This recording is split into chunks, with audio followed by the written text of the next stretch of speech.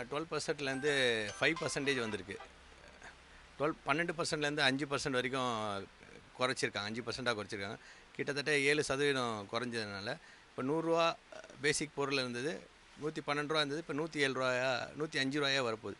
கிட்டத்தட்ட ரூ. 7 கிட்ட நியர்லி 7% கிட்ட குறைச்சல் குறைவாக இருக்கனால விலை குறைப்பு கண்டிப்பாக இருக்கும். இதுக்கு முன்னாடி ஒரு பாதாம் இப்போ என்ன விலையில் இருக்குது? இப்போ 22 வந்து நடைமுறைக்கு வரப்போகுது. இப்போது பாதாம் பார்த்தீங்கன்னா உங்களுக்கு ரூ. 800லேருந்து ரூ. 920 வரைக்கும் இருக்குது. ரேஞ்சஸ் ஆஃப் ப்ராடக்ட் நிறைய இருக்குது பாதாமில். அதெல்லாம் பார்த்தீங்கன்னா உங்களுக்கு கண்டிப்பாக ஒரு 800 வந்து உங்களுக்கு ஒரு ரூ. 50 கிட்ட குறைய வாய்ப்பு இருக்குது.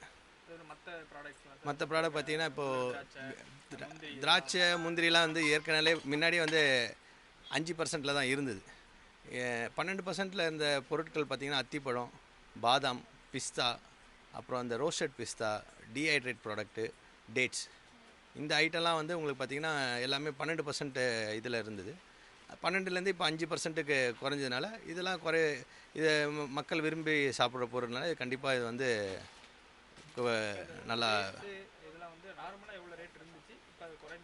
டேட்ஸ் அதில் நிறையா ப்ராடக்ட் ரேஞ்ச் அதிகமாக இருக்குது. ஸோ ஒரு சின்ன எக்ஸாம்பிள் எடுத்திங்கன்னா ரூ. 110 இருந்த பொருள் இப்போ உங்களுக்கு ரூ. 105 அந்த மாதிரி விற்கிறதுக்கு, ரூ. 102 ரூ. 103 அந்த மாதிரி விற்க வாய்ப்பு இருக்குது.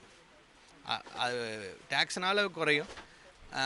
பொருளோட ரேட்டு ஏறிச்சுன்னா ஆட்டோமேட்டிக்காக அதுவும் ஏறத்தான் செய்யும்.